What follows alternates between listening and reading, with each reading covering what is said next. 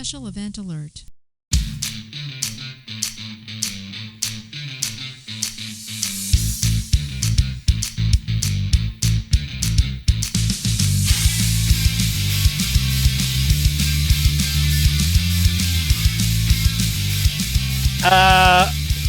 I was playing volleyball and I need to take a shower, which is Top Gun excuse number 1 for being late for changeover. I'm your host, Marty Smith, and I'm joined by the Hand Eater, Eric Perrott, and our very own Snap the Clown, Anna Mondragon. That's scary. We're here to bring you the latest headlines and updates pertinent to all Guardians and to the other lower branches as well. So take your seats, get informed, and have a laugh as we present Late for Changeover. Super mad. Woo! I tried to get through that as fast as I could so they could take that off. Yeah. Well, I can leave mine on, I suppose. Yeah? Top Gun. I know. I've had this for like 3 years. Now I had a reason to put it on. So I did. I wanted to wear the polo shirt, but Mav didn't wear a polo shirt. That was Goose and the guy in the second Iceman. Where are your dog tags? Well, Goose hasn't died yet, so this is the beginning part. Well, no, Goose had died because he would have had to die if Maverick was the instructor. So. Yeah. But if you'll remember, I threw him off the fantail, so they're gone. They're gone. You know. They gone. So, yeah, they're gone. So no more you want Goose. another pair, you can always get another pair of talk. Are you gonna sing? Yeah, Fred? that's easy.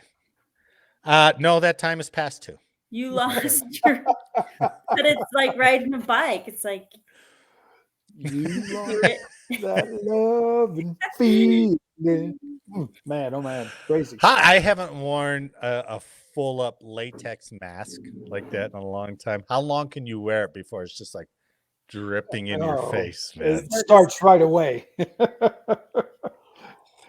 starts right away. I tell you, if you've never heard the Jerry Seinfeld bit about him wearing like the Superman mask when he was a kid, you know, the half face mask with the little elastic that tied around. It's worth your time to go back. Yeah. Yeah, you know, with that little staple on the side and it's digging in your eyes and you're sweating and you can't see anything. Oh, That's the coolest thing about Halloween, Michael Myers, is that they actually laid in like the feeling of wearing the mask because you can hear him breathing. Yeah, like, yeah, that's true. Yeah, that's true. So cool. The whole show. whole show. He's breathing.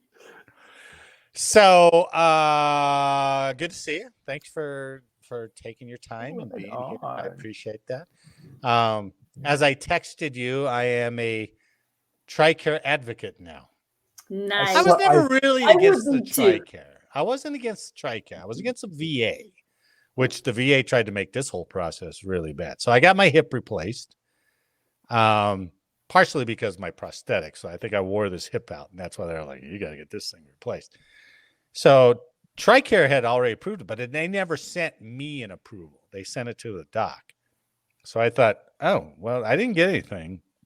Try to get somebody on the phone at TRICARE. That's still a fail. Impossible. Yeah. And if you can pick from the 15 different TRICARE sites that you can be available to, right? Yep. Try West. TRICARE Prime, TRICARE for Life, TRICARE West Prime for Life. You know, it's just like, what in the fuck, man? Yeah. So I tried to go to the VA. VA tried to subvert the whole process, and they're like, well, send us x-rays. And, well, these x-rays are too old. You need to make an MRI appointment. And I was like, when can I get in? And they're like, February. And I'm like, well, my surgery's in October. They're like, well, you're going to have to reschedule that. So once I got the TRICARE approval, I went to the VA ortho, and he's like, oh, okay, you're doing it through TRICARE? And I was like, yeah.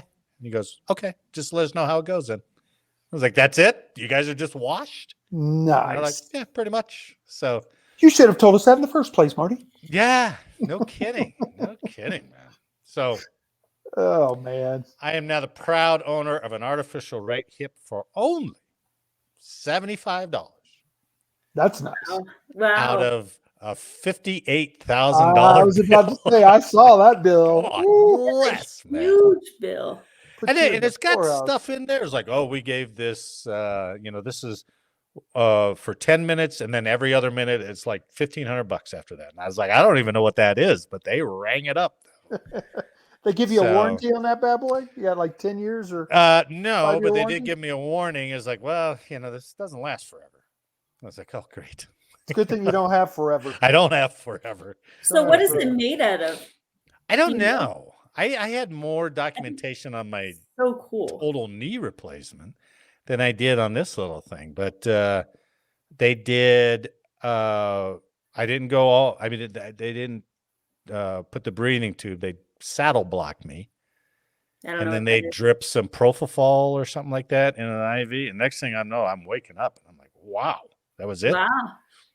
And I didn't. I mean, the doc is so fast. It's the same orthopedist who did my knee. He did like 8 knees that same day. Oh, yeah. So when he came in, he says, "Hey, how you doing? How you feeling?" He didn't talk me through nothing. He's a very, he's a no business dude, man. Hold on to your hat, man. Yeah. Let's go. Yeah, I was first up, so I don't know how many he had to do that day. But You have a knee. You have a knee. You Yeah, have a hip. yeah, You have I- a knee. I think this guy doesn't even step away from the table. I think he just has his guys are like, next, get him out of here. And then wheel the next one right in. He just keeps Someone going. give me a coffee. We got to keep this moving. Right. But it's almost laparoscopic, which blows me away. So Yeah. they open that up, they separate the muscles, they saw Wow. off the head, they shove that thing down the femur, they stick it back in, and they're like, okay, let's get the next one in here, I How long guess. did it take? How long did it take? I don't know. I mean, they put me out about 8. I woke up at 11. Oh wow. So, That's fast. whatever, that's it. It couldn't have taken that long. That's like Jimmy Right. John's service. Kind of. Of the Yeah. hip. Yeah. You want a hip, drive on by. We'll Hip. help you out. So, Put that in there. so anyway, good job, Trike. I guess that retirement paid off finally. you know. Yes, very much. Just for that's- something. I'll take that. Right. Okay. You guys okay? Family's all right? Everything good? All is good. It's good, man. What you guys got planned for Halloween? Anything Halloweenish? Oh, the grandson's coming over, so they're gonna give out candy over here instead of over at their apartments. So they're just glomming off of us buying candy. I know my So daughter. cool She's though. like- And dinner. She's like, hey, do you want to see Junior? I was like, yeah, I'd love to. And they're like, oh, great. We don't have to buy candy. We don't have to buy dinner. We don't even have to give it out. you know? Dad, could you make sure you have an extra bowl of candy? Yeah, right. They're not gonna like that kind. Can you buy something different? Yeah. You're not going to bag them. Marty out there doing bagging of. Have you ever done anything besides candy? Have you ever done like cookies giveaway or anything like that? Back in the day, I used to do popcorn balls, It's a Or- lot of work. Rice What are Krispie those? treats. Yeah. Oh, okay. Yeah. It's like- Well, but back in the day, you used to put the Razor blades in it. Yep, there it is. The clown is in session. Yep. I don't think popcorn balls were frowned upon too much. So I think my parents would let me eat popcorn balls before they'd let me eat like fruit, Probably. which It's- makes no sense because fruit's much easier to see if it's tampered with, right? Right. Than a popcorn ball. But You should have a popcorn ball fight.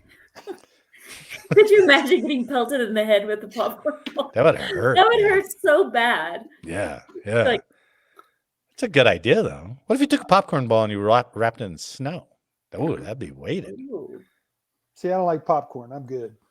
I'll just put my helmet on and throw the shit back. You just kill the whole conversation there. I like popcorn. Yeah. Love I do- popcorn. I'd eat the fruit, see? But it depends what you bind the popcorn ball with, right? Harrow. What's that? Arrow. What is it called? K-A-R-O. Oh, caro? Yeah, I think it's Oh, cornstarch. oh, is it?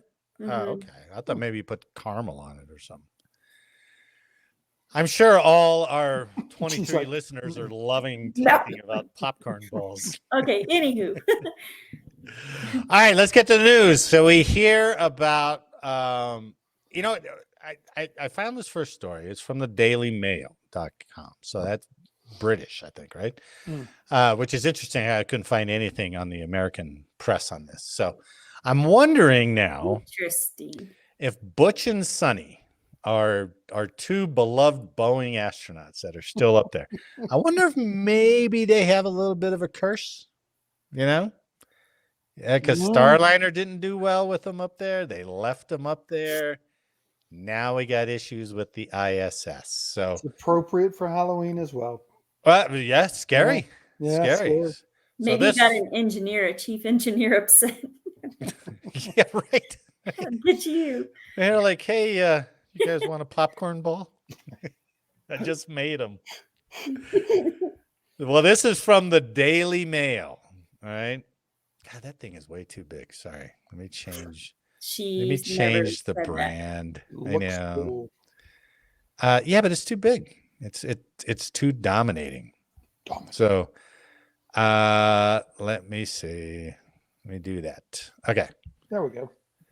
Astronauts on the ISS are braced for an urgent evacuation. All right.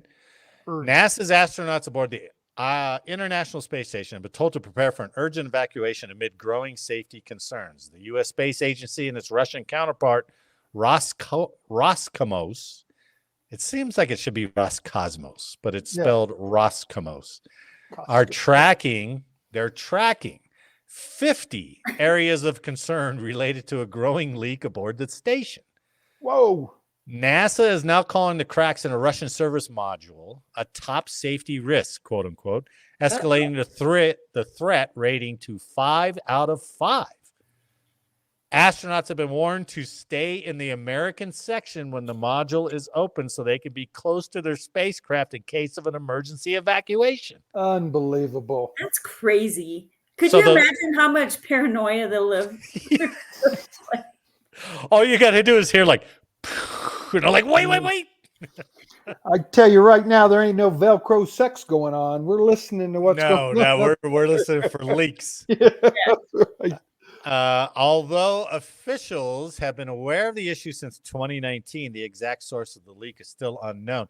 All potential cracks have been covered. This is funny. This sounds like a military operation. All potential cracks have been covered with a, quote, combination of sealant and patches over the years, but NASA warned that the leak reached its fastest rate yet in April of this year. Concerns over the station's safety are now so high that NASA has negotiated with Roscosmos to only open the hatch when absolutely necessary and to keep it sealed in the evenings. That's crazy. Yeah. So the leak is part of it goes out to the Russian connection where they keep supplies and stuff like that. So they keep the door closed to keep the freshness in. And then when they have to go out there, everybody's ready to dive into their vehicles if they have to. How many ships are tethered to the ISS right now? 2? I think it's 3. Well, it might be 2 because they have the one Dragon up there and they have I think it's a Soyuz. I'm not sure. I don't know. But I think the third one is going up, or third one's up there. So there might be 3. Okay. The air leak is located in the Russia Zvezda service module transfer tunnel, which was installed in 2000. 2000. It's a little old, fellas. And is used to house life support equipment. Maintenance? Over 24 years. And is used to house life support equipment and to access a Russian cargo dock. In 2019, so it was good for 19 years. In 2019, it was noted that the module had begun to leak a small amount of air through an unidentified crack. However, despite efforts to seal the module, the amount of air escaping the station has only increased over the last 5 years. So let me show you. And some Flex Seal and duct tape up there. They may have done that. It sounds like they've tried. I mean, but you got a bunch of engineers. They don't know how to seal a pipe. Improvise. You know, they can draw up plans, but they're like, how do you actually use this stuff? And it's sticking to their hands and their hair, and they're like, I can't get this shit. Who's got some epoxy? And everybody's like, what's epoxy? Call Boeing. Send up Boeing's engineer. He'll know. So this may be a little difficult to see, but basically the red is pointing down to the service tunnel that's connected here. So the Russian piece here. There's some leak rate fluctuations, which I'll get to in a second. We don't need to read that. But this second picture is where they think the leak is coming from. It's like, well, we don't know where the leak is coming from. Who drilled this hole right here? It looks like someone took something and drilled the hole. It really does. Like it was talking on the phone, just idly, like, sorry. In February this year, NASA was forced to hold a press conference on the issue. February this year, a press conference on the issue as the amount of air escaping temporarily increased from 0.2 pounds per day. I have no relativism on that. I don't know how much that is. But it went from 0.2 pounds per day to 2.4 pounds per day. Wow. A report published in September by NASA's Office of the Inspector General confirmed that the leak then hit record rates in April, losing 3.7 pounds of air every day. And does that mean it's losing air even though they have the thing shut and it's still losing air? That's Why don't you put a nut in there or like a gum. Gum. Yeah. That's what I was thinking, that silly putty gum, something. Yeah, silly putty. That's good too. This has prompted the space agents to escalate the threat warning to the highest level and consider plans for evacuation. In May and June, NASA officials traveled to Russia to discuss heightened concerns over the seemingly growing leak. Speaking to the Washington Post, NASA Associate Administrator Jim Free says, "We have conveyed the seriousness of the leaks multiple times, including when I was in Russia earlier this year.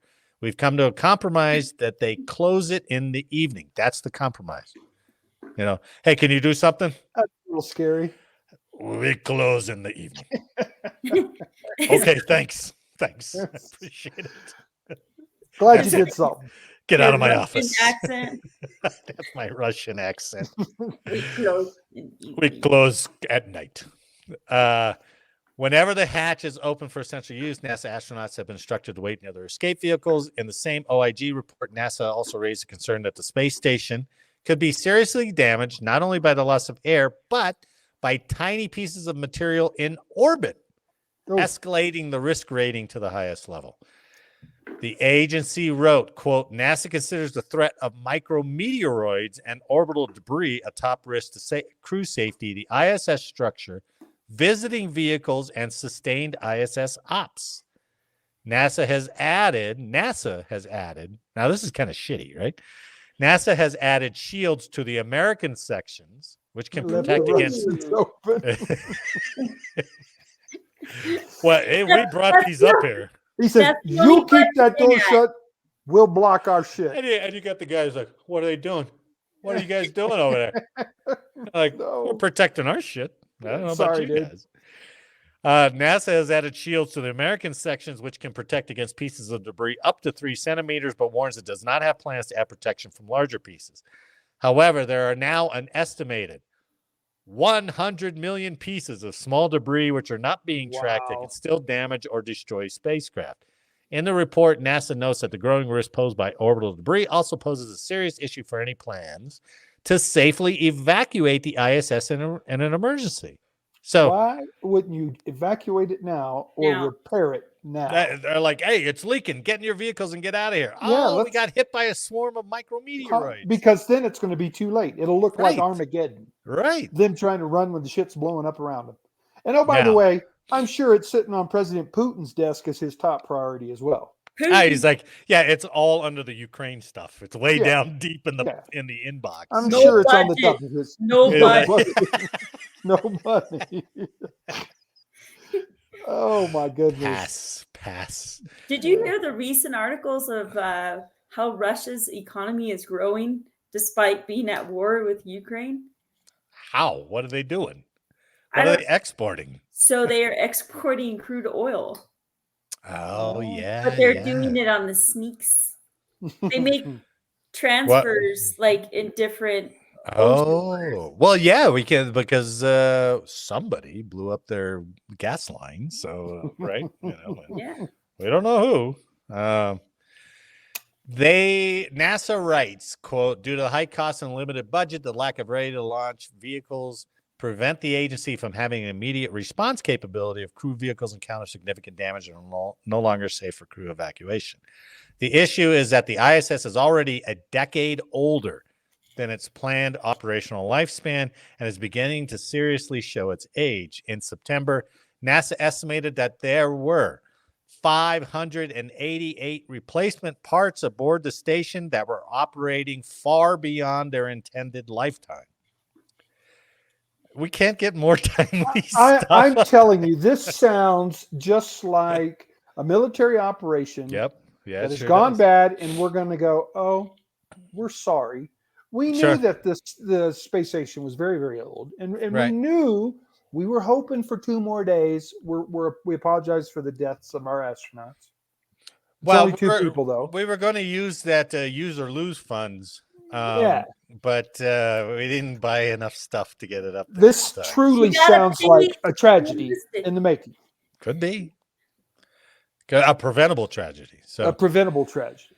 NASA has planned to use the station up until 2030, at which Wow. time it will be burned up in a controlled deorbit. However, as Russia refuses to commit to extending the station's lifespan until 2030, NASA has admitted that the ability to perform a controlled deorbit is now, quote unquote, unclear. So Russia's like, we're out, man. We're not paying for this old piece of junk. No. You got shields over there. You didn't give us nothing. Why didn't They're they like, send well, you in got the leak over there. like a restorative crew or something? Yeah, something. I mean, 588 replacement parts beyond their intended lifetime. I get it. But is it just because we don't have any kind of consistent shuttle to go up there and resupply constantly? I would think that's the case. I mean, once the STS was turned off and they've gone to this open competition between SpaceX and Boeing to try to get constant shuttle stuff up there, that's just coming online now. Yeah. And What that I want to hasn't been know very, is very good. Yeah.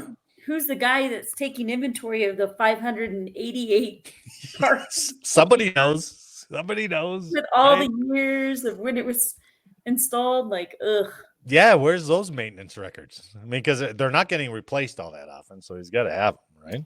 Guy's got a magnifying glass and he's looking at all these holes. Oh, Oh, Yep, there's that another could one. be one. There's another Oh, one. my Whoops, sorry, goodness. I keep messing with the picture here. that That's a could be one. possibility. Yeah. Yeah, that's that could be. I'm telling you, this is really a bad. tragedy in the making. And in the meantime, China's got their space station, which they're not opening up to anybody. So This yeah. is our spy station. that's this is our new COVID breeding ground up here. You never blame us on the wet market now. We're doing it up here, baby, and then we're gonna lob it down onto your continent. And our garbage balloons, along with North And Korea. the garbage balloons. That's right, the garbage balloons. I forgot. Okay, well, hopefully they get that situation fixed. But Butch and Sonny, this has got to be a nightmare trip, Yeah. right? It's going to be. I mean, It's going to be tragic. I think 5 days turns into 9 months, turns into a potential evacuation, turns Emergency evacuation. into, man, right. That's bad. Yeah, scare the hell out of you. Okay, Eric, this next story is right up your alley. Right? I love it. I know. I knew he was going to give us the double bicep there. So. It's a good one, man. This is oh shit. Sorry about that. This is from stripes.com. So recently Marines were out in the Philippines on a maneuver. Right. And during this maneuver, a Marine sank a boat with a stinger while they were out in the Philippines. I didn't know you could do that. So you're going to have to explain that, right? What's a stinger? It's anti-air. Ground The air missile. anti-aircraft, right? Portable. Yeah. Throw it away after one shot. So I'll show you a picture. I'll show you a picture here. A Stinger ground-to-air missile destroyed a target boat off the Philippines' westernmost major island during a U.S.-Philippine counter-landing drill last week, Tuesday. Marine Corporal Celestino Arellano of Austin, Texas, took aim with the shoulder-mounted weapon from the sand at the red canoe-length boat. This drill would simulate a defense against an attempted amphibious landing. So this isn't necessarily the corporal, but it is somebody firing from the beach. Oh, wow. Right? So that's a Stinger. It's a is Manpad the same nickname for that? Yes, man okay. portable. So that would be so cool to fire. It would land me on my bum, though. You know what? There's no recoil on that, is there? Really? No. The only thing you have to do is it puts off a toxic gas when it launches. So when So you got to you got to where clear those the back other guys are blast area. standing. you got to hold your breath. Down here. Yeah. You got to hold your breath. That's a good point. Hold your breath. So it's funny because 1987 is when I was a Stinger guy. So I'm sure the advances in that particular, piece of weaponry have greatly improved. Sure. But at the time, you activated a battery control that sits at the bottom. You activate it. There's a little switch you push down, which opens up the seeker, because the seeker's like this. When you hit the cage bar up at the front of the apparatus, it opens up the window of the cage. So the seeker head can now look around and see everything. Oh, okay. And it's closed. So it opens up. Once it detects that heat source, it locks on, and you'll hear a steady tone in an earpiece on the machine. Once you get that steady tone, you pull the trigger, you hold your breath for 3 seconds, you throw the tube down once the missile launches, and you run like hell. Oh, really? Because if you miss the airplane, not a boat, but if you miss the airplane, he knows where you're at now, so he's coming for you. Is it a one-shot use? You can't rearm the Stinger tube? Nope, one shot. Oh, now, so it all comes encased? I'm basing that on 1987. Yeah, maybe they got something different now. There may be some advancements. Well, I'm going to leave this picture up because there's a funny. I thought there was a funny part to this story, but the Stinger is a portable, short-range air defense weapon that can be shoulder launched or fired from a helicopter or ground launcher, according to its manufacturer, Raytheon. The missile is equipped with a proximity fuse to counter drone threats and has been in use with 19 countries in the U.S. military since the 1980s. It's proven itself a pivotal weapon in Afghanistan and Ukraine, among other conflicts. The Stinger has a range of several miles. This was Corporal Arellano's first time firing a Stinger, which, did you ever get to fire a live one? Nope. Eric? I went to a live beach firing, but what we did was Osan and Kunsan Air Force bases. Both had Stinger units, so we got to pick one guy, and it was an Osan guy. Oh, really? You got to do the live fire. You got to shoot one missile out of your freaking whole. They didn't have any trainer blue Stingers? We had training apparatus. Oh, okay. When we went to the Philippines, we'd actually do live tracking of aircraft with a training tube. Yeah. Where you could do everything but launch a missile. Oh, okay. So you track it. You also had an IFF interrogate friend or foe. Yeah. Where you'd send it a code, the aircraft would respond back to you. So yeah, it was really cool. Would the missile do something automatically, or did you just have to know, oh, this is not a threat aircraft?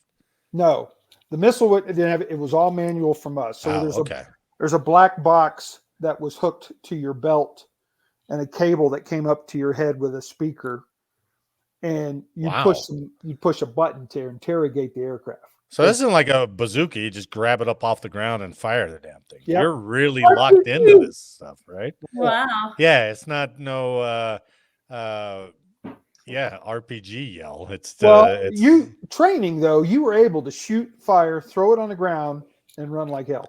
Get in your truck and you're out, man. Okay. You needed to, right? You practiced it routinely. Well, and this will tell you, this was Corporal Arellano's first time firing a Stinger, and something he trained 3 years for at Camp Pendleton. So 3 years he got to shoot one. So that's cool. Members of the 15th Marine Expeditionary Unit, or MEU, planned to down a small target drone with the Stinger.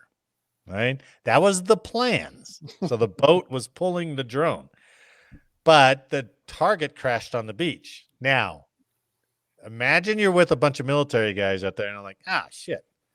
Well, we don't want to leave without shooting at something. Let's find a target. Let's shoot the boat. Right?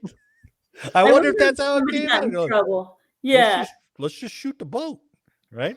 Or maybe they're trying to test the capabilities of this. That may be, but I think the more likelihood is there's a bunch of guys out there that've been out there all day. It's like, we got to shoot at something. Potentially, yeah. Yeah.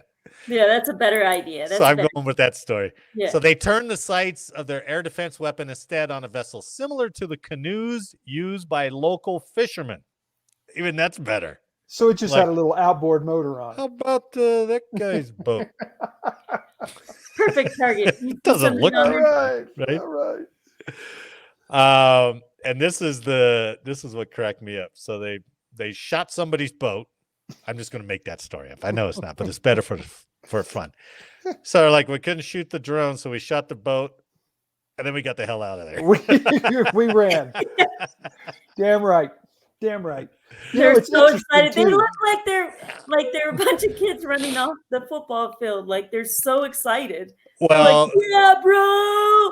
It says the shot hit home in a blast that sent the target vessel to the bottom and prompted cheers from a crowd of Marines and locals watching from nearby dunes. Probably not one local, because he's like, hey, wait, I think that's you sons of bitches. Ariano told Stars and Stripes afterwards, it was very exciting. All you feel is the wind from the launch motor and a whole bunch of smoke, and then you hear everybody cheer, and you say, oh, I hit it. So, yeah. So it's a good story. I didn't know that it's got to track heat, though, right? Correct. Is that it locks So the onto a motor. heat source. so? Is there enough heat difference between a canoe boat and the ocean? Because the ocean's cold, I guess. But So in 1987, I would have said no. Because when we actually had the device that could track a heat source and you would go to a solid tone, it had to be a substantial amount of heat. So I think the upgrade has definitely allowed it to hook onto a smaller target, because I doubt we could have also locked onto a drone, because I'm not sure how much of a heat source is unless it had some kind of thing to mock up an engine, or at least a heat source enough. But yeah, even that's small. That's not a jet engine. That's much smaller. So maybe the sensors are a lot more. Yeah. If anybody knows, let us know. Correct us, please. So everything about the Stinger back in 87 was classified, because we had to give briefings to all the pilots that were stationed at Kunsan about the capabilities of Stinger, because they knew we were on the beach, right? That's so their threat, right? Yeah. So they had to know, hey, we're there. And, we'll outrun it. You're never going to hit us. Well, that's not true. We'll get you. Yeah. And we'd have classified briefings where we tell them the capabilities, and they'd be in awe of what this thing could do. So I can imagine the upgrades. Yeah, for sure. Is the speed of the Stinger classified? It was in 87. Okay. Yeah. Yep. I wonder if it is now. So probably still is, I guess. I wonder, I Googled it for just a moment, and I wondered if you could get the speed, because it like the unclass. I'm sure there is a number unclass. Oh, there has to be, which is below capability, but I'm sure it's obviously fast enough to get a jet. Because if it wasn't fast enough to get afterburner, people are like, I just go an afterburner. Yeah. And think about what the Afghans did to the Russians with them things too, back when they were being but that was I saw Rambo do that. But he did it with a law. He didn't do it with a Stinger. He did it with a law. Yeah, it was a slow helicopter. So well, the Afghanis were taking down some of their fighters. That's true. It was they good. were. And they're still pretty deadly out there. Yeah, man. But they're not even getting Stingers. They're just using regular law or tube mount rockets now and taking down Blackhawks and shit. So, well, in Crow Valley in the Philippines, it was a range for aircraft bombing runs. Okay.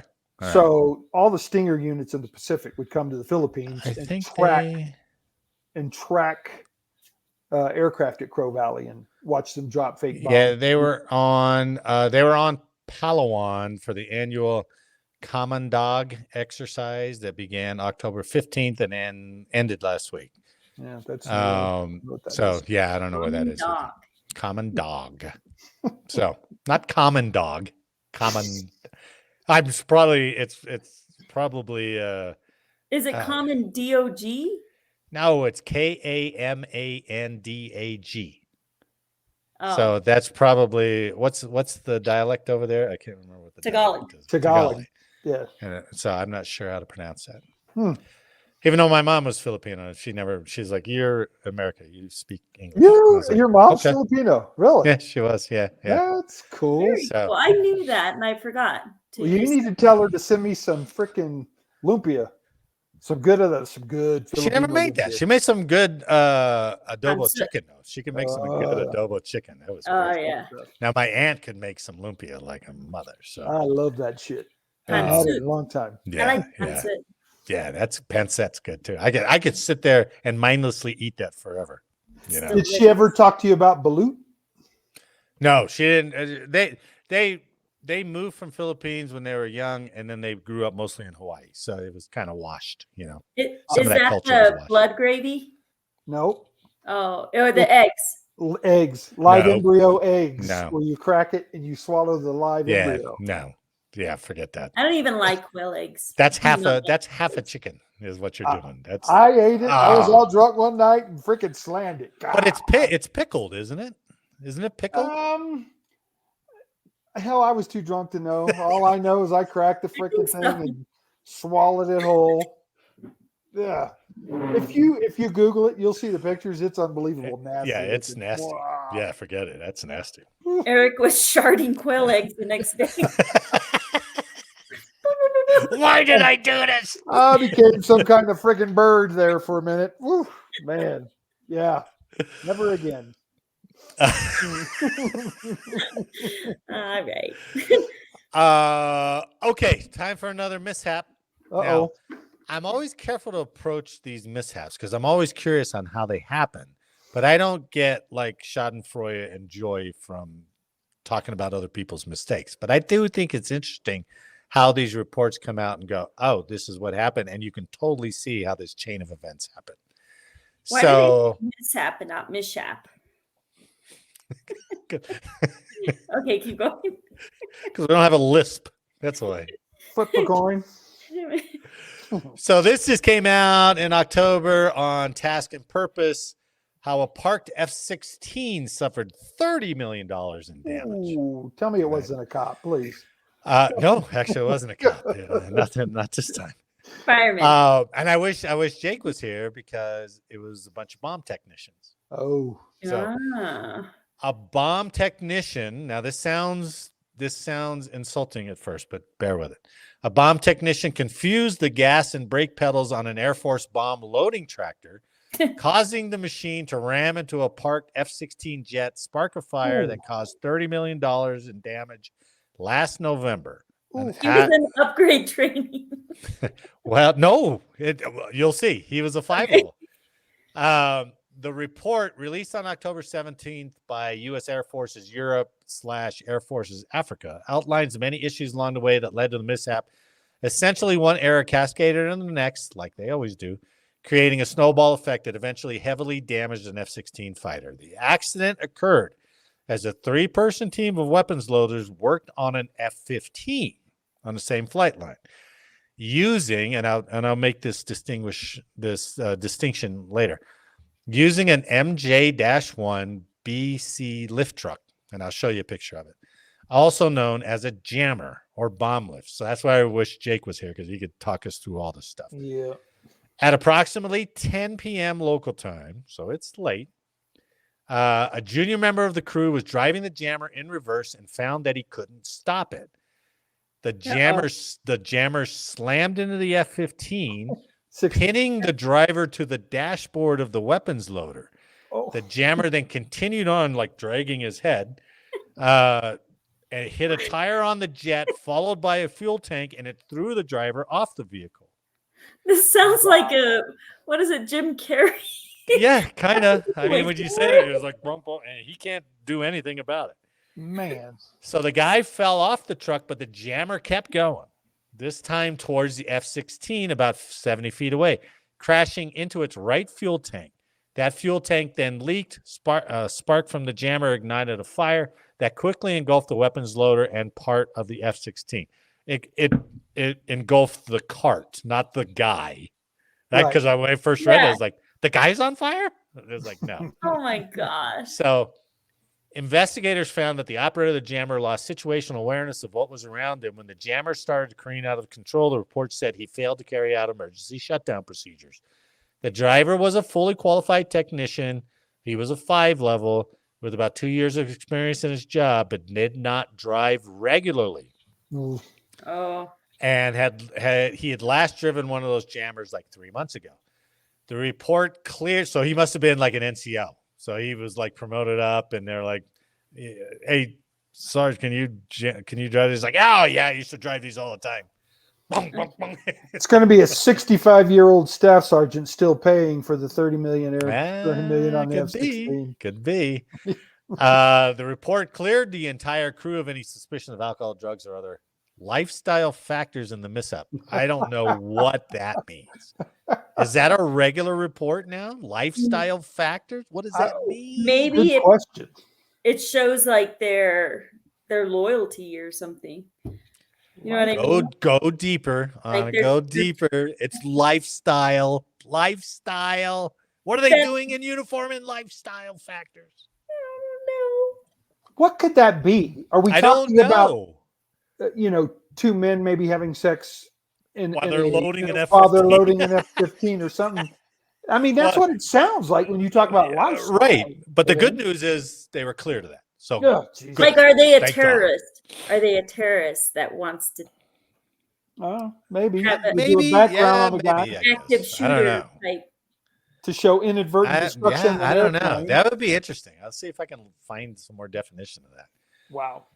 Okay. So here we go. Investigators noted that one major issue was confusion over the model jammer being used. 2 models used by the Air Force are similar and look nearly identical, but have key differences, including the location of the brake pedal.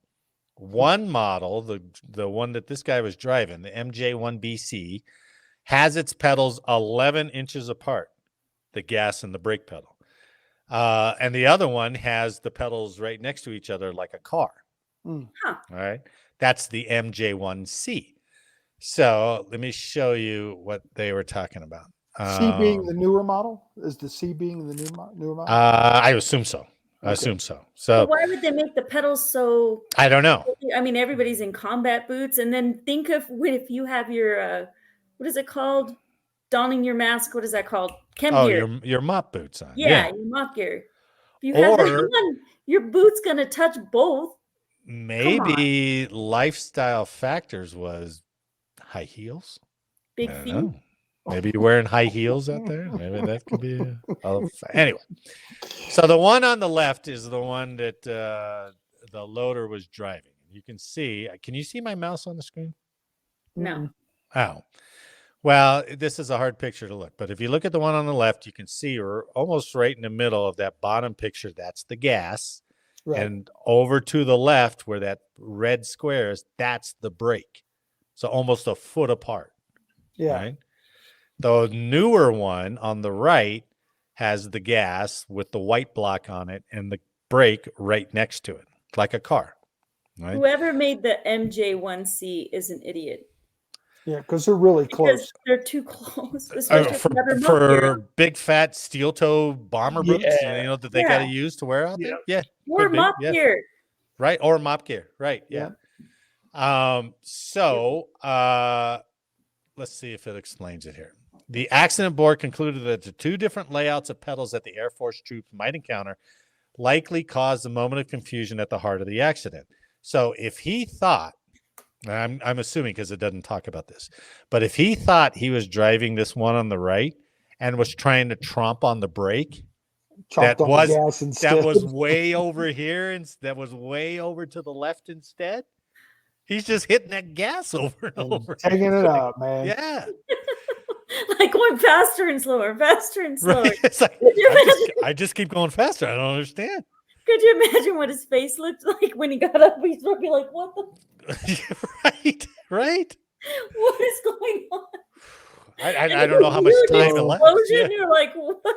Why? What did I do?" Wasn't that the brake? And they're like, no, the brake's way over there. You know, the ignition and the throttle looked a little different as well. A little bit, yeah. But Yeah. he obviously wasn't thinking about killing the ignition at that point. Yeah. He was stomping on that board trying to Oh get my something to God, happen. I'm gonna die in an airplane. Yeah. Burning up. I'm Ah. so sorry, I keep laughing because then I'm thinking of like his troop and the other NCO or the senior NCO off to the side. Like, who's that fucking idiot? That's the Sarge. Oh my He said he wanted to drive it. You hit the C-150 or the freaking F-16. It's cooking. Let's have a barbecue roast. Once the driver fell off, the report found the tractor continued at up to 18 miles per hour toward the F-16 because its hydraulic throttle. No, this is totally their fault. They should not be forgiven for this. Because its hydraulic throttle became stuck due to poor maintenance. Ooh. Tests of the machine's hydraulic fluid found it was, quote, within the most contaminated or dirtiest measurement level represented in the Society of Automotive Engineers standard for classification of particle contamination in oils and fluids. And this is So a that thing hadn't bomb been loader? changed in years. Yeah. Someone's been signing the 1800 and not checking the oil. The hydraulic fluid was black, probably. That It's thing not- was black and grindy and just nasty. So This has to be on, what is it called? Continuation training. Then they're going to get Oh, yeah. different training, and somebody's going to have to go spray paint the side with like what the like what Right. type of vehicle it is. this is your And- punishment. Every day you got to tell me. Man, Okay. So they get by the first one. They're like, oh, yeah, they're not going to find us guilty for the different pedal things. Yeah, that's dumb. And they're like, oh, they are going to find us guilty for bad hydraulic fluid. Yep. And they're also going to find us guilty for this. The jammer was also the third tractor on the flight line that the crew tried to use that night. One jammer wouldn't start while a second one was found not to be working properly. So they found a third one that was just right for the accident. No So- maintenance upkeep at all on Yeah. any of their vehicles. This one works. It's 10 o'clock. It's getting late. I got to get to the Let's get strip bar. Let's go. that's one of those scenarios that you don't even think of a scenario where you can hide this. No. That's just No. It's just like, fuck. I don't wonder if the guy got on there and he's like, ooh, it's been a while since I've driven this. And they're razzing him. Come on, slowpoke. Give it some gas. I feel bad. I feel so bad for Stop this. yelling at me. It's Does it Move talk it. about any punishment? Any No, they punishment? didn't go into it. It was just No the findings? straight accident report. Yeah. Okay. So, Is it not steerable? Like, why didn't he oh, it's steer it steerable away? because he was panicked when he started. He couldn't stop And it. it's Probably. stuck. Oh my God. You know, I mean, if you hit that and nothing happens, all your focus goes right to there. It's like, why is it not stopping? And he can't be that far away. Far enough away to get to 18 miles an hour and ram the Oof. hell out of two planes. Oh my So- god! And puncture a fuel tank. Puncture a fuel tank. Yeah. Yeah. Mm. Wow. So anyway, take your time out there, crew, especially when it gets late. Try to I'm picture, sorry. try to imagine what that accident report's going to look like if you cause one. You It's know, good try that to Anna prevent doesn't discuss lessons learned. She couldn't keep a straight face. I know. I did start this by going, I don't want to make fun of him, but now she can't stop laughing and she's So making me sorry. laugh at it. So, I would have to be like, I'll be right back. I gotta. but something in my I eye. I think it's not a laughing out of malice. It's also laughing No. because we've been on the receiving end of a lot of those things, right? And I'm So- imagining the poor guy's face as he's going towards the plane, like what is this?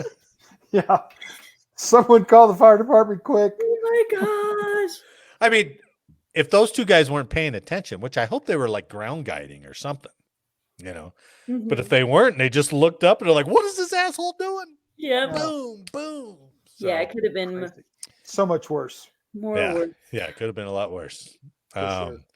All right, this is not going to have as big a bang for the buck, and I hate to downsell a story when we're trying to I sell know. stories, Never mind. but they're kind of entertaining. So this is from military.com, and with it being Halloween coming up, 9 spooky military ghost stories Ah, as told by service members and veterans. I didn't choose 9. I chose So like 3, spooky. very good. right? Because I thought you guys would round them out with your own experiences, but I I'm don't have sure them. I there don't were have them some either. spooky things, but I can't remember. Now, I thought the Yeah. interesting thing was I was trying to find something alternate right before the show came on. And there are podcasts about military ghost stories. There are books about military ghost stories. You can find a ton of stuff Really? on people For the telling bases? military stories, especially like over in Afghanistan. There's a Oh. bunch from being deployed about people talking about unexplained things and all that other stuff. Oh, I'm sure. Ah. So, so let me read you a couple of these. This one was oddly a lot of Air Force ones. So, and I threw out like the 1700 ones or the West Point ones or the marching Civil War troops, anything like that. So, and these are all sent in. They're like by first name people, and there's not the last name. But he says, this guy said he was at Vandenberg. I was stationed in Vandenberg in 71. Most barracks were relics of World War II, wooden structures from the Camp Cook era. There were a few rooms that no one dared to occupy. The security police barracks had one such room. It was said that if a new recruit was assigned to that room, their belongings would mysteriously appear in the hallway after having been on a work shift. That almost sounds like just mischief, all right? People That sounds messing with them. like your buddies are doing that, right?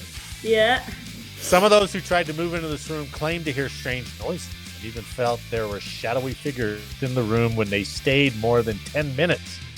Rumors were that someone had died by suicide in that room. Interesting. I mean, we all have been on night shift somewhere. But, I mean, the mods are lonely in the Oh, middle yeah. of Super lonely. Shriver, right? And they just like, ooh. And your Somebody- nugget Yeah. can scare the right. hell out of you, period. Right. So this one was at Altus Air Base in Oklahoma. So when I worked on C-141s at Altus Air Force Base in Oklahoma, we had a plane that was rumored to be haunted by an airman who was crushed to death in the T-tail. So I pulled in front of that plane at 2 a.m. one morning and it was completely dark. I wondered where the crew chief was because the flight was scheduled for the morning. I sat on the flight deck reviewing the aircraft forms when I heard the very distinctive sound of combat boots walking from the back of the cargo bay to the front. Thinking I had caught the crew chief sleeping, I switched off my flashlight and stood at the top of the flight deck stairs, listening to every step, waiting for him to get to the front of the plane. When I thought it was a few feet away, I turned on my flashlight and jumped into the cargo bay, ready to say, "Gotcha." And there was nobody there. That's Ooh. I was like, oh, That's that's creepy. yeah, The at 2 sound of a.m. on cowboy a boots? flight line? That's Everything. distinctive. Yeah, that would suck, right? Scary. Okay, last good one here for you, Eric. And I wonder if you've ever heard of a cop doing something like this, right? So this is Ghost of Fort Devens. During World War II, Fort Devens had German and Italian POWs. There was many rumors that an Italian POW jumped or fell from the top floor of a window at Hale Hall and froze to death in a snowdrift. The second version says a German POW hung himself in the upper part of the building. By the 1960s, the building was in use as a training facility for the Army Security Agency, as it housed top secret military intelligence materials. It had MPs inside on 24/7 duty. George, I guess this spirit, was reportedly seen various times by MPs, mostly at night on the upper floor.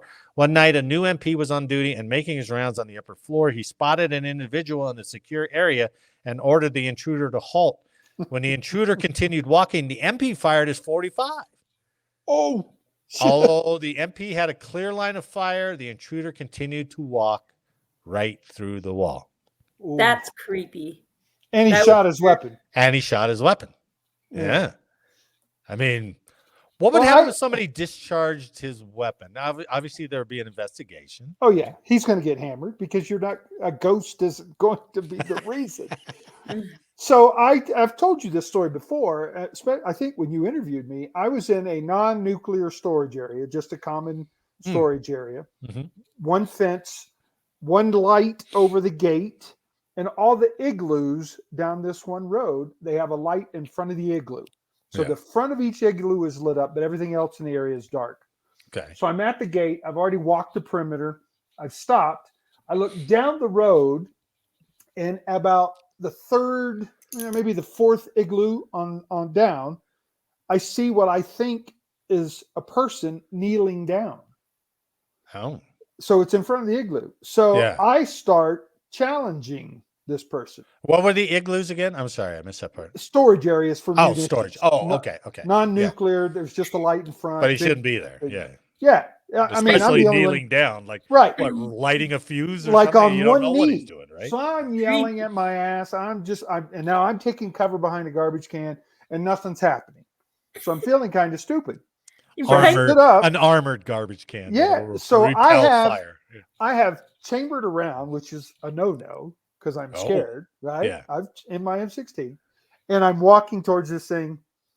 Damn. It's another garbage can. That's what you saw? I am challenging a garbage can that looked like a guy kneeling down. That's so cool, though. So Not. your mind can scare the shit out of you. I'm telling you. Yeah. I have been tired and out in the Oh, desert or man. something with nods on Oh yeah, and Night that vision. shadowy stuff, and you're just like, what am I seeing? I can't figure that out, right? Yeah, couldn't distinguish. Or you're following another vehicle in the middle of the night, and all of a sudden it's gone. I'm like, whoa, where the fuck did that go? You Or know? better yet, how many times you been on a patrol at night? Just a routine training patrol, walking around with guys, and the forest looks like shit's moving around. Oh, it looks like people all the time. Oh, I saw something on Yeah. the left. I saw something on the right. Right. There's nothing there. Yeah, it's crazy. Do you ever have to go like in after hours when nobody's there and you gotta like cut some orders on it or something like that? And then that building is just a mausoleum, right? There's no There's sound in it. nobody in Yeah. there. Yeah. Yeah. I've had like You're probably not afraid of ghosts. You're probably more afraid of like somebody lurking here, somebody waiting on yeah, who's me. here? I have heard like, something dropping when I was there for like after Oh, hours that's or gonna drive you something nuts. in right? the 302nd. I Yeah. have heard that, but I mean, I don't know. I didn't get creeped out. Yeah, that's probably good. That's probably, I mean, Well, and both that would of be you, very easy too, because then you're both like of you somebody have here. probably worked in a skiff, correct? No, yeah, sure. Yeah. Well, Sure. security guys have to respond to an alarm. Yeah. Alarm went off in the skiff. A motion, right? And lo and behold, you go in, you turn the alarm off, you're walking around, you don't see anything. Turns out that the wind or the air conditioner blows a piece of paper off Oh, the I've table heard that. Yeah, and and sets your it'll- motion it'll- up. Or it'll the trigger it. curtain moves right. Yeah. and the motion sets. So And God Approach- forbid you got to crack in there, and then you got to go through closing procedures and lockup procedures Absolutely. all over again, all for Yep. that one thing. Yeah, one thing. yeah. All right. Well, no creepy Scary times. Halloween's here. So, Nope. No. you know. Except her mask. Her mask creeped me out. I'm gonna have bad dreams about Anna's mask. That is a really creepy mask. That is a creepy mask. It's gonna The scare s- me. the My Snap daughter's mask. mask. Is it really? Oh, Yeah, man. so she wanted to buy it. A little boy that lives down the road. We have 5 acres out here, so Yeah, her bus yeah. stop was a little farther down the road, Yeah. and so she hid in the trees with that mask on. Wow. She almost got punched. Terrifying. Ah! Now I wonder where she got that behavior from. Yeah. Miss Anna. Oh, she's trying to hide you. Hey, bring him in. Say hi. Hello. Um, Children. All right, Eric, let's close this pre-Halloween episode out with some U.S. military history, Some history. History. I like possibly with a Halloween connection. it. Sort of, maybe, probably not, but it's called Black Week, which was the darkest days of the U.S. Army Air Forces. So this is concerning the B-17 fortresses, right? Okay. World War II, early on, with the new frame doctrine of daylight precision bombing, Yeah, no mistake. no fighter support. Now, they Right. did occasionally have a P-47, but it was very, very short It would go on like not even range. halfway, right? Right. Yeah. Yeah. So they started experiencing heavy losses, pretty heavy losses, Right. right? So all the way down into a week in October, the last run, it was a raid on a place called Munster. On October 10th, the 8th Air Force targeted the town of Munster, which housed a rail line feeding into the industrial Ruhr Valley. Leading the raid was the 3rd Division's 13th Bomber Wing with P-47 fighter escorts. Now, this was months before the P-51 became the escort, right? Sure. With the range. What year did you say? 43? 43. Yeah. Okay. So this raid goes on. Navigation error led to the fighter group's late rendezvous. When the Thunderbolts finally did arrive, their stay was short. Low on fuel, they had to return to base. With no fighters to help them, the B-17s were quickly mauled by German fighters. And if you'll recall, improvements in radar, improvements in aircraft armament, weapons, missiles, as well as machine guns, Yeah. they would take heavy tolls on the B-17s. Sure. Yeah. Sure. So 200 Luftwaffe single and twin engine planes assaulted the lead bomber formation in what was described in the official reports the most violent and concentrated attack yet made on the division by an enemy aircraft. Oh, man. All right. At the time of the war, German defenders often paralleled to bomber formations, remaining just out of the machine gun range and traveling in packs of 20 to 40 fighters. So their techniques were all about taking care of business, right? Yeah. So despite the carnage of the 10th, which was that raid on Munster, they lost like 29 B-17s. The 8th Air Force decides to attack a German ball-bearing factory at Schweinfurt. Targeted earlier in August with mixed results. A second raid was set for October 14th by 291 B-17s launched in 2 separate waves. 149 bombers came from the 1st Air Division with 142 more from the 3rd.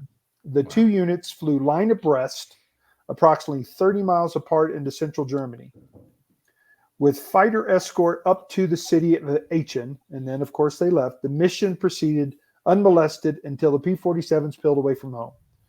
German radar had picked up the formation as they formed over England and tracked them en route. After the protective escort was gone, the whole way.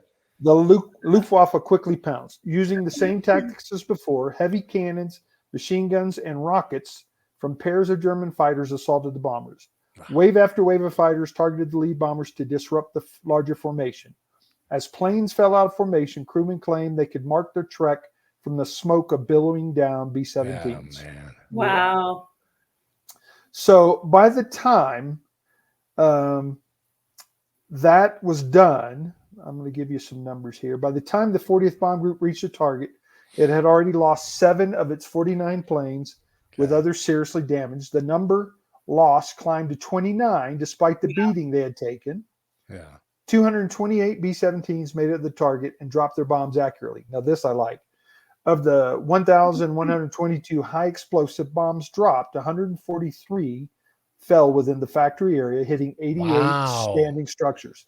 Pretty cool. That is amazing. Despite the mauling, the 40th placed 53% of their bombs within 1,000 feet of the aimed point. Damn. Wow. Damn. While accurate, the price was steep. In all, the 8th Air Force lost 60 B-17s out of the force of 229. With 5 more crash landing in England, 12 more bombers sustained major damage and had to be written off, and another 121 requiring further repair. Jesus. More than 600 men were missing or dead, with another 43 wounded. Wow. While airplaners expected a 10% loss rate for the mission, the actual figure was double. Yeah. So, given those losses, it was time to take. Where did it go? There we go. Given those losses, it was time to take stock. Despite the accurate drops, one thing had become abundantly clear: deep penetrations into Germany without fighter escort wasn't feasible. Nope. Given the steep losses over this period, it was quickly dubbed Black Week. Oh, The Black worst. Week. the worst week of daylight and escort-free bombing. Oh, Wow. wow. So they did a full stop for how long? I think it was like 2 weeks to figure out what they were going to do and how they were going to do it. Yeah. And then a couple months later, the solution was in December, the first P-51 Mustang arrived in England. Yeah, well, with that more to helps. follow. Yeah. So that cut their losses drastically. I wonder, was LeMay already? Was it LeMay who changed Yeah. all those tactics? Was he there already? Or Yep. This was okay. his baby, and in fact, it talked about the doctrine recognized that modern warfare increasingly leveraged a nation's industrial capacities and its associated workforce. Air power advocates believed attacking enemy infrastructure and industrial capabilities precluded a repeat of World War I. So he said, "We're going to get it done," even though there wasn't any doctrine for daylight bombing. So the losses kept climbing Sure. until they high pointed in the week of October, which became known as Fight Day. 1943. Yep, it was terrible. Well, that was depressing. I mean, But they succeeded, which was amazing. They took that, but that's our history, right? We get our ass handed to us, and then we figure it out, and then we go back. Yeah. It's like, Well, and even when you're talking about, I was reading one of the stories about one of the B-17s. I forgot its name. It dropped its bombs as a single ship. It got lost from its escorts. It got lost from the other B-17s. Dropped. His oxygen airlines were all jacked up, so they were having problems breathing. 2 of their gunners were shot. Their navigator was killed, and they were still able to drop accurately bombs and fly back. And it crash landed in England. So that's some good training. Ooh, you ain't lying. did you guys see the series on Apple? I think it was only on Apple. I saw it.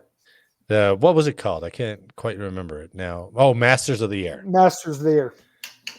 That was it. great. I thought it was great. They did a great job. And it's basically Band of Brothers about the air war. Wow. Yeah, it was really well done. I have to watch that. There's a lot of like some of the same stuff you saw in Memphis Belle, only just like exponentially. It was like crazy. How do you gear yourself up every day to go get in a B-17, which 55 to 60% of them didn't come back a day? And they even touched on that point. The morale of the squadron. It's like, man, we got to keep going. What they had to hit 25 missions or whatever it was, something like that. Allowed to fly, go back home. Crazy. That's it's a good series if you ever get a chance to see it. I don't know if it'll ever come off of Apple. It's worth watching. But it is good. Yeah, Masters of the Air. All right, my fellow Halloween goers. Trick or treat. No tricks. Right? No tricks. Except for Snap the Clown, she'll trick you. and the knuckle chewer, he'll trick you. A knuckle chewer, sucking on a finger. But Mav won't. You know what Mav's gonna do, right? Play volleyball. Yeah, I'm gonna go try to get laid and yes! have a friend killed, and I'm gonna yell at admirals, and then I'm gonna retire. So. On behalf of all of us here, I'd like to thank you for listening today. Please like, share, subscribe, and let us know how we did in the comments. Ooh, I didn't make it. Allergies. If I could have just had something come up out of the throat at the end of the Halloween episode, that would have been great. Catch a packet. Make sure next week that you are not late for changeover. On and Eric, have a happy Halloween, everyone listening out there, and we'll see you next week. You too, guys. Before the election. So, right on. Monday. Monday. So, everyone watching and listening, have a great week, and we'll see you then. All right, guys. Bye-bye. Bye-bye.